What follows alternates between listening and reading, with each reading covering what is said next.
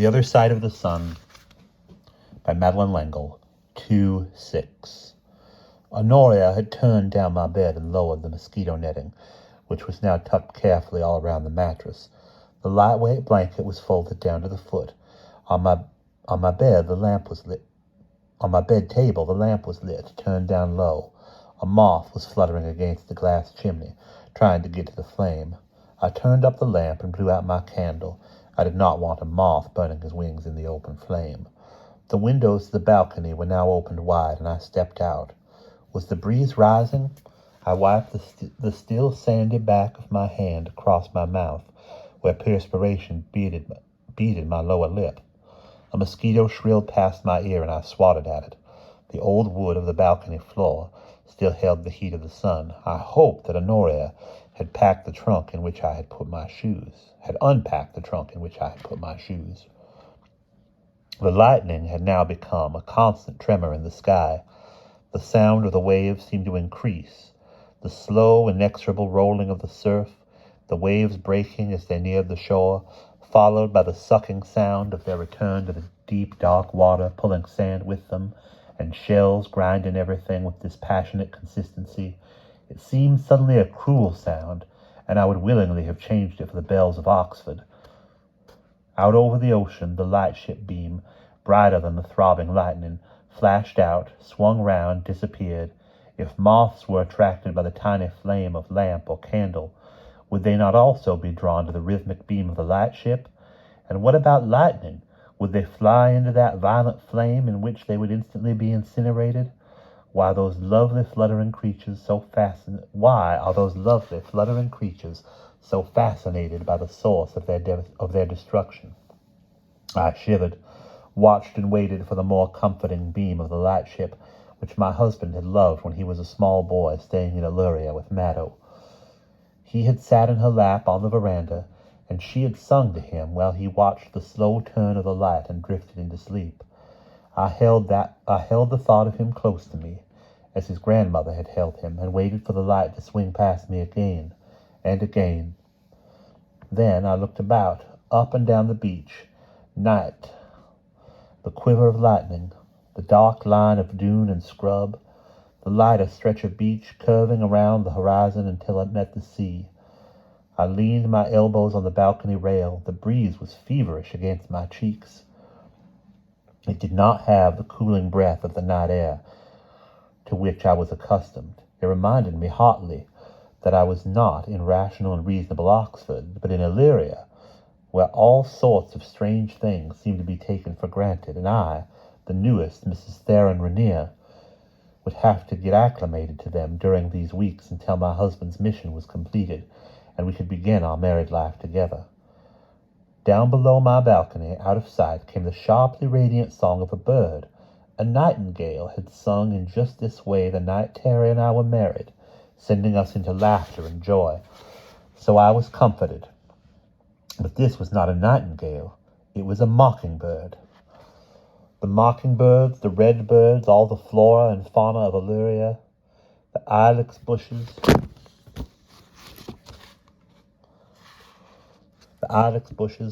scrub oak, moonvine, persimmons,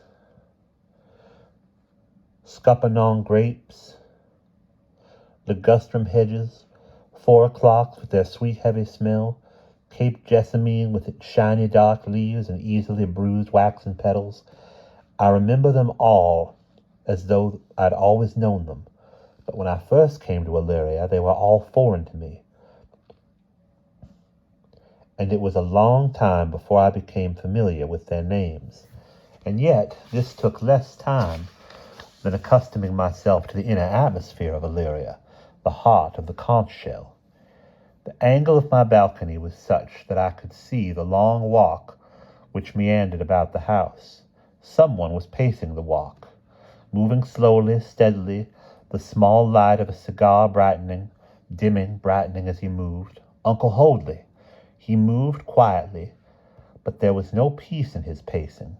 Sometimes my father had paced like that. Once, after an evening with Terry, he had walked up and down half the night. I knew that Terry must have told my father something which he had not seen fit to tell me, something disturbing. This was a memory I have tried to put away, like a chest under a bed, or dust under the carpet. A small flame curved over the walk and went out in the sand. Another flame appeared, brighter, a match flaring as another cigar was lit, and the pacing began again. I turned from the balcony and went to my bed. Under the delicate and pure white mosquito netting lay the kitten, curled up in a soft, striped ball on my pillow. I was comforted to see him. I got undressed and got into bed, but did not blow out the lamp. I was too tired and confused, and yes, let's admit it, Stella, too full of presentments and fears to be sleepy. A large moth clung to my netting, looking strangely fierce seen from its underside. Other insects brushed by, fluttered against my lamp. I heard the whine of a mosquito. I made a small opening in the netting and reached out toward my pile of books. There were several which had not been there earlier, notebooks covered with marbleized paper that had browned with spotted from age and damp, almost as though from burning. I picked one up and opened it carefully. If I did not touch the pages with extreme gentleness, they would fall apart in my hands. But if the notebooks had been placed on my bed table, they must have been put there for me to read. On the fly-leaf of the one I held was written, in the same delicate penmanship I had seen in the Pascal, Marguerite Dominique de Valois-Rainier, Charleston, South Carolina. I turned the pages tenderly. They were filled with beautiful, clear writing, still completely legible despite the brown fading. I began to read at random, grateful for Mademoiselle's patience in overcoming my reluctance to learn French.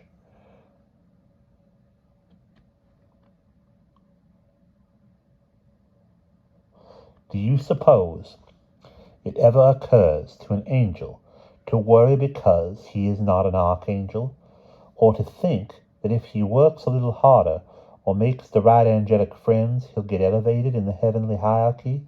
That's nonsense. My guardian angel is equal, as far as rank goes, to any archangel. It's we earthlings who've lost sight of the fact that it's a difference in kind, not in degree.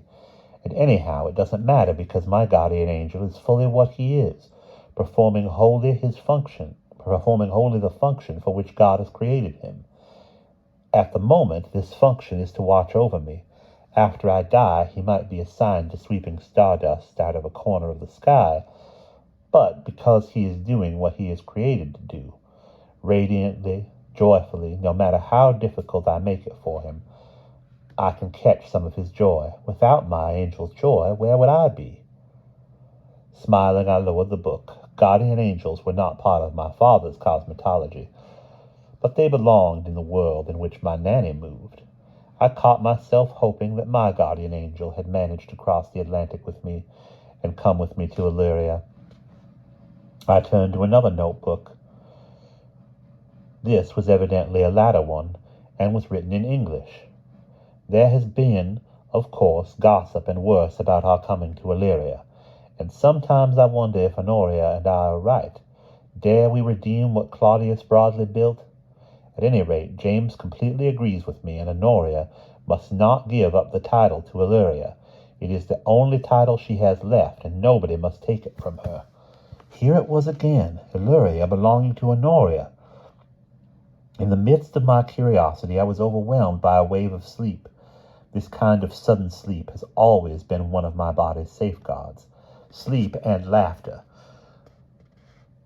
When I have had more than I can manage, my body simply goes to sleep, and there is nothing I can do about it. It has happened in far more inconvenient places than a room in which I am already in bed. I blew out the lamp and fell into sleep.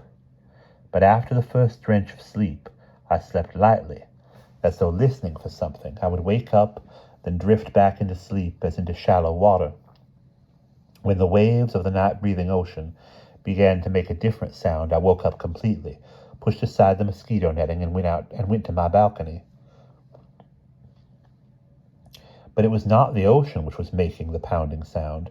It was a group of horses galloping along the ocean's edge. They were all ridden by hooded figures, like something out of All Hallows' Eve.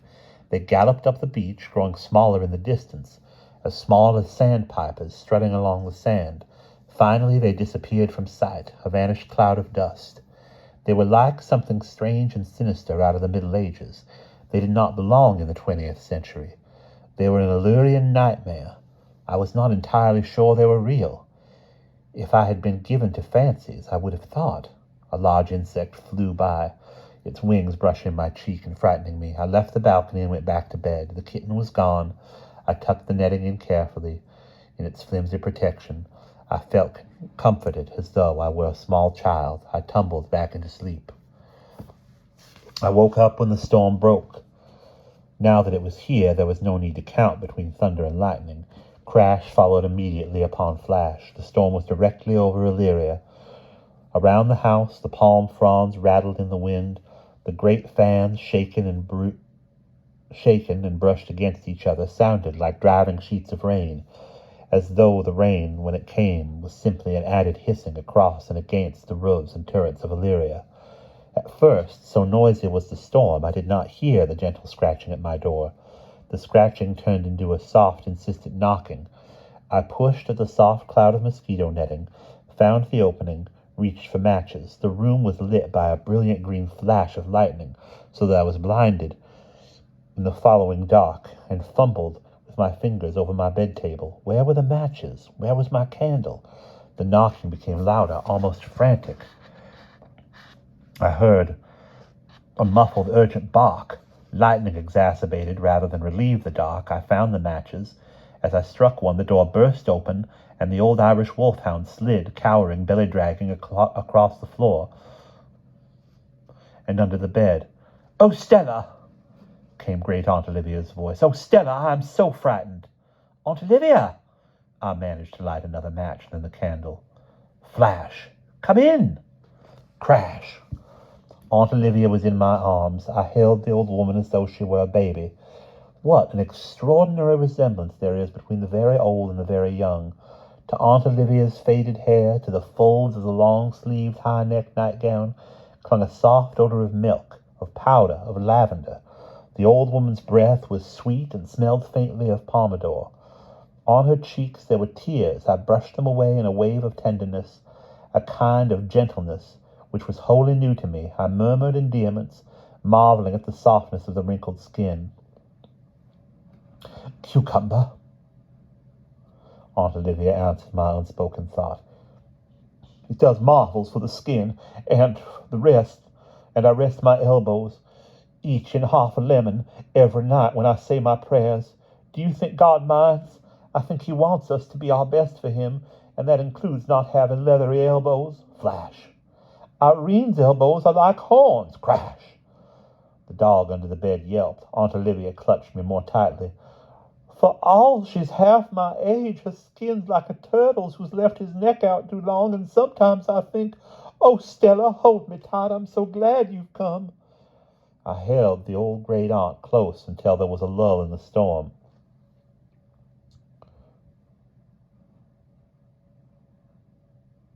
"But we can breathe quietly for a few minutes, and I'm not afraid while I'm here with you. Is there anything you want to know, lovey? Is there anything I can tell you while we're waiting for the storm to pass?" "Yes, please, Aunt Olivia. I don't understand about Honoria belonging to Honoria." "Terry didn't tell you." "There was so little time. We'd expected at least 6 months together." How much did Great Aunt Olivia tell me that night during the violence of the storm, and how much did I learn later? I remember Honoria's story, all of a piece, but surely she can only have hinted at it in the breathless intervals between lightnings. It was an ugly story, though she took pains to assure me that it wasn't unique. There had been an old man, Kingsley, at Fort George Island off Jacksonville, and other men, too, who, like Claudius Broadley, had been successful slave traders. He was successful, Aunt Olivia had said, because the Africans were nothing but animals to him, or less than animals, really. Half of them died on the ships coming over to America. He'd have treated animals better. Honoria had not come over in the hold with the slaves because she came as Claudius Broadley's wife. In Africa she had been a princess, and exotically beautiful. No one knew precisely why the slave trader had bothered to marry her, but Her power must have been as magnetic then as when I first met her. Perhaps he knew that here was one human being he could never beat down. In his own way, he must have loved her. So, Aunt Olivia said, she was never a slave, and the chief captain answered, with a great sum obtained I this freedom, and Paul said, but I was born free. She looked at me expectantly. Candlelight flickered over her face, blurring the lines of age. She looked young and eager, but her words made no sense to me, and for a moment I thought that Aunt Irene was right about the great-aunts, and then I realized she was playing her game. I suppose it's from the Bible. Sorry, Aunt Olivia, my father considered the Bible great literature, but I know Plato lots better. Acts? Aunt Olivia cringed against the flash of lightning, waited for thunder. Acts 22. Honoria, like St. Paul, was born free.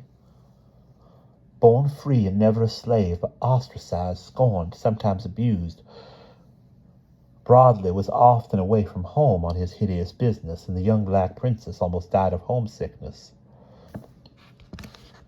When was all this? I had asked. A long time ago, a lifetime ago, 50, 60 years. It was before the war. My candle was burning low, so I lit the lamp and blew the candle out. Not long after Claudius Broadley brought his African princess to Jefferson, Theron, Dr. Theron, Mado's husband, was asked to come to Jefferson to start a hospital. It was assumed by the family that they'd be in Jefferson only a year or so, just enough to get the hospital on its feet, and then they'd go home to Charleston. But the war changed everything, and by then Mado and Honoria were fast friends. When Mado and Theron came to Jefferson, of course they heard. It was a scandal and a source of gossip about Claudius Broadley and his bride, and Mado, breaking all precedent, went to call on Honoria. They were both young brides, far from home, come to live in a strange land. From the beginning they were drawn to each other, and Aunt Olivia made it clear to me that night during the storm, and later, that Mado knew the difference between compassion and pity. When you pity someone, she once said, you are concerned with their problem, but you don't share it. Mado somehow shared, and that's compassion. About once a week, Mado had herself rowed down the river to the Broadley plantation. It must have been quite a sight, the young Frenchwoman in her best Paris clothes, holding an elegant silk parasol, sitting in a little tub of a rowboat. As I came to know more about Mado, I learned that she had the kind of arrogance that comes with the absolute assurance of knowing who you are, the assurance of true aristocracy. She couldn't have cared less what Jefferson society thought. When people criticized her, she simply laughed her beautiful, joyous laugh. But Claudius Broadley and Honoria didn't get off so easily. She was cut dead whenever he appeared on the streets in Jefferson, and people threw stones through their windows. Why? I asked. Because Honoria was black and free, and a princess, and Broadley was crude and filthy rich, and when money was being raised for the hospital in Jefferson, he was one of the biggest benefactors. Did it ever bother him that if Honoria were ill, she wouldn't have been allowed in Mercy Hospital? Merciless Hospital, Mado sometimes called it. She saw that things were impossible for Honoria in Jefferson, so she talked Claudius Broadley into building Illyria for his wife. All she had in mind was a cottage, but Broadley insisted on building the great Gothic folly, which was to become so dear to me in those dim days before the war. It was the only house on the beach, and could be reached only on horseback and by boat. San Felice was entirely post-war, and the little railroad and the yacht basin didn't come till after the turn of the century. Illyria was a safe place for Honoria, and Mado used to visit her there, and who knows which one taught the other more. Aunt Olivia spoke through a rumbling of thunder. The beach is becoming fashionable now. Alas, a Negro wouldn't be allowed to have a house here today, even if he could afford it. What happened after the war? How did you come to Illyria? With a seeming non sequitur, she replied, Claudius Broadley was a beast. We all loathed him, though why people who bought and kept slaves thought they were morally superior to a slave trader. I'm no longer quite... The white people who bought... the white people who bought and kept slaves thought they were morally superior to a slave trader. I'm no longer quite sure. Was he any more of a beast than William Hutledge?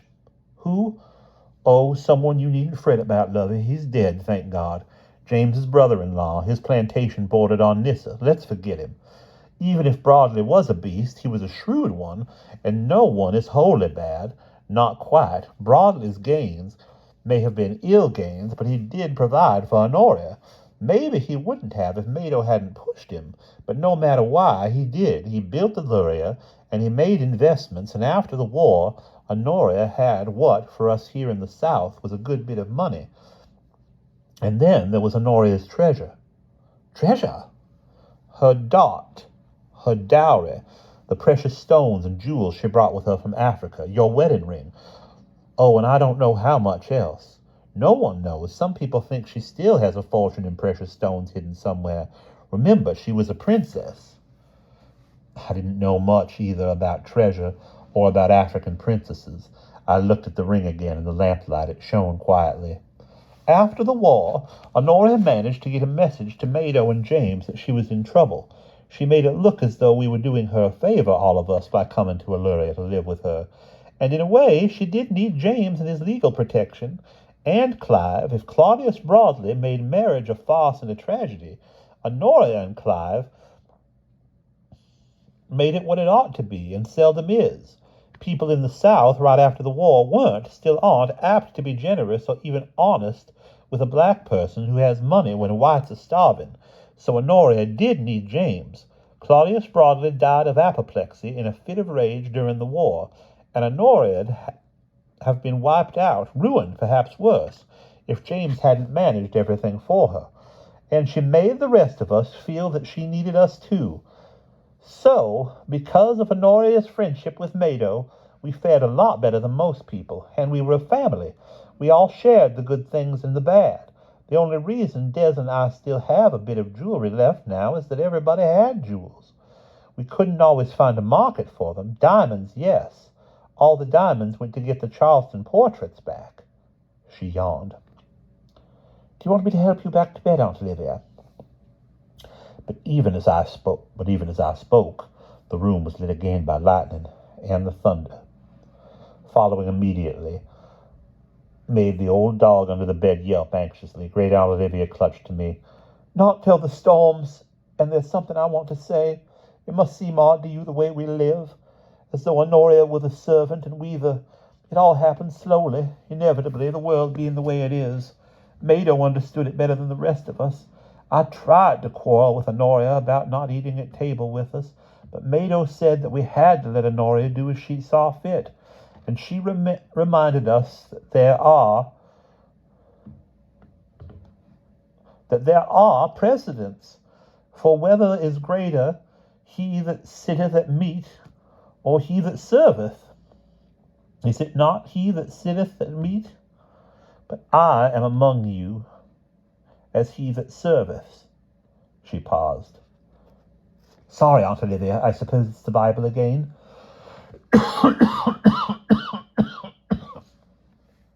St. Luke, and it bears thinking about, and so does the verse that precedes it. He that is the greatest among you, let him be as the younger, and he that is chief, as he that does serve. She looked at me with the sudden sharpness that could come to her gentle blue eyes. I suppose all this must seem very confusing to you. Oxford's not a jungle, is it? Was life reasonably tidy and ordered for you there? Reasonably, I suppose. It used to be for me, too, when I was 19. I didn't understand about the jungle then. Not the jungle around Illyria, but the one in our hearts and lives. The pattern is all overgrown now. For all of us, the past ought to be past, so that we can get everything all tidied up and start again. Maybe that's what we're hoping you'd do for us. Push us into a present that leads to a future, but the past does never seem to be past. It moves and intrudes into the present, and it threatens the future. Lightning and thunder shook the house again, and again the old woman clutched at me like a child. Did you see the journals? She gasped. I had Ron put them up on your bed table. Mado's journals. I thought they might help and comfort you. You'll find more about Honoria in the... Miss Olivia, are you here? Honoria herself stood in the doorway, revealed in a brilliant flash of lightning, wrapped in an old blue and white seersucker robe. Below it hung her white cotton nightgown, and below that were her dark ankles and large feet in men's felt slippers. The amber-striped kitten followed her. How you get up these steep stairs? The thunder almost obliterated the question. I came up on my bottom, Aunt Olivia said. I butted my way up. Is Illyria going to be struck? Honoria's voice was scolding. You want to fall and break your hip? I was scared. This isn't just a regular little old thunderstorm. This is a cosmic thunderstorm. I called you, Honoria. I called you and you didn't come. I is here. Honoria pushed the netting farther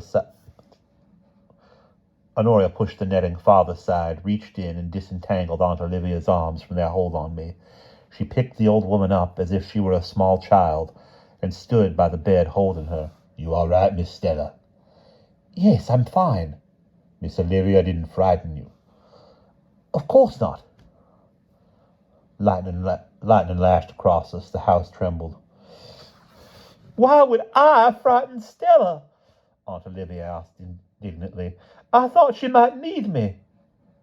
Then she giggled. That's one of my poor lies, isn't it? Thunder roared, and in the following silence Aunt Olivia said, That's immediate retribution for you. Honoria started toward the door, but Aunt Olivia cried, No, not yet. I want to stay here in Mado's room. Hush, Honoria said, but did not anger. She sat in the rocker near the window. The next flash of lightning seemed to lick around the chair. Creak went the rocker, creak, creak. Thunder overrode it. It seemed as though the storm would never leave us. But there had been a slow count of 3 between flash and crash. So it was, in fact, beginning to move over. I could feel a relaxing of the tension in the air, in Aunt Olivia, in and around Illyria. Why is it a cosmic storm? Aunt Olivia asked sleepily. It's almost as though the elements are angry because of Stella's arrival. Could be, Honoria said. Darkness don't like the light. Did Manu come tell you I needed you? Could be, Honoria said again. Manu's a guardian like Finbar. N'est-ce pas? Speak English, Miss Olivia. Aunt Olivia shifted her position in Honoria's arms and looked at me. I sat up in bed, my arms about my knees, and looked back at the extraordinary picture of the gaunt black woman in the rocking chair cradling the old great-aunt. Oh, Stella, Aunt Olivia said. We're all terribly curious about you. You are aware of that, aren't you? I'm curious about all of you, Aunt Olivia. Irene's going to go on asking you all kinds of semi-polite questions, as though her only reason were, solicitude and hospitality. Though, of course, you had impeccable references, you must say, from your Lord and Lady Dowler. They wrote you? They wrote you? Of course. You don't think we'd let Terry marry someone we didn't know about, do you? No, I suppose not. I had been aware only of my father's establishing the fact that Theron Rainier was a suitable person for me to marry. I'm not going to be like Irene, Aunt Olivia said, skirting around questions. I'm too old for that. There isn't time for games except Shakespeare. Terry's working for the government, and we're all proud of that. Though when he was at Chapel Hill, classics was his field, and he always put puns in Latin and Greek in his letters. Des and I called him our Lancelot Andrewes. It's odd to think of him involved in some kind of hanky-panky. I smiled. It isn't hanky-panky, really, just special and confidential. In the next flash of lightning, but gentler now, not the searing, tearing brilliance of the storm, when it was directly over Illyria, I saw Aunt Olivia's smile of satisfaction. So what he's doing now is a deep, dark secret? Yes. You're not in the least like Delilah with Samson, are you? Aren't you curious? Couldn't you have wormed something out of him? I made one attempt, at which my husband sternly and not very gently let me know I was not to question him. It was a side of Terry for which I was not prepared, and which I did not want to provoke often. The old lady gave me her small girl's giggle. All right, lovey, I won't try to pump you. I know you've been trained never, never to ask questions. True, and I would never forget my nanny and the reprimand I got, physical as well as verbal, when aged 5 or thereabouts I asked a distinguished visitor if he wore a wig. So was I. So were we all. But the older I grow, the more I lose the proper veneer. Like the furniture in Illyria. I'm like the sideboard and the highboard is buckled and cracked. Just you wait. It's amazing what being on the further side of 80 does to freeing a body from the shackles of civilization. How did Terry and your father get along? Superbly. Probably because they're so different. Terry's no philosopher. He's a person of action. But he admired my father's books. Do you have any with you? Yes, of course. Would you like to read one? Oh, Stella, I would. It would make you closer if I could read something of your father's. I'm so glad you've come. Usually storms don't frighten. Illyria stood through many a storm, but I'm afraid for Illyria now. The angels have gone, and there's nothing to keep the weather at bay. Hush, Miss Livy, hush. Honoria's voice was calm and firm as a rock. The storm done gone by. Hush now. She began to sing, softly, carelessly. Her old voice was deep and smoky. Dreamland opens here. Sweep the dream path clear. Listen, child, now listen well to what the tortoise may have to tell. I lay back, the listening child, against the pillows. Dreamland opens here. Sweep the dream path clear. Listen, child, now listen a while to the song of the crocodile. This low, slow lullaby belonged to Illyria, to palmettos and pelicans. It was totally unlike the nursery rhymes with which Nanny had sung me to sleep. But it, too, gave me a sense of pattern, a promise of order in chaos, of the unknown, and now the air was lighter. A soft breeze, rather than gusts of hot sulphur, came through the open windows. Dreamland opens here. Sweep the dream path clear. Listen, child, now close your eyes. In the canebrake the wildcat cries. You didn't shut the windows? Aunt Olivia said sleepily. Why didn't we shut the windows? Nothing bad going to come in, Honoria said. Maybe something bad go out. What would keep the bad things from coming in? Miss Stella, Honoria said. Lying there in the big brass bed, half asleep, I wondered, what kind of responsibility is Honoria trying to put on me? Aunt Olivia stirred comfortably in Honoria's strong arms. My bones feel better. How lovely it is when they don't ache. Mado used to ride in this room. It was her room, her special place where she could be private. Only the children were allowed in. A last distant growl of thunder rumbled on the horizon. Do you know anybody who can call up storms? Aunt Olivia asked. Hush. Or quiet them down, to still a storm, that's better, I think. Hush.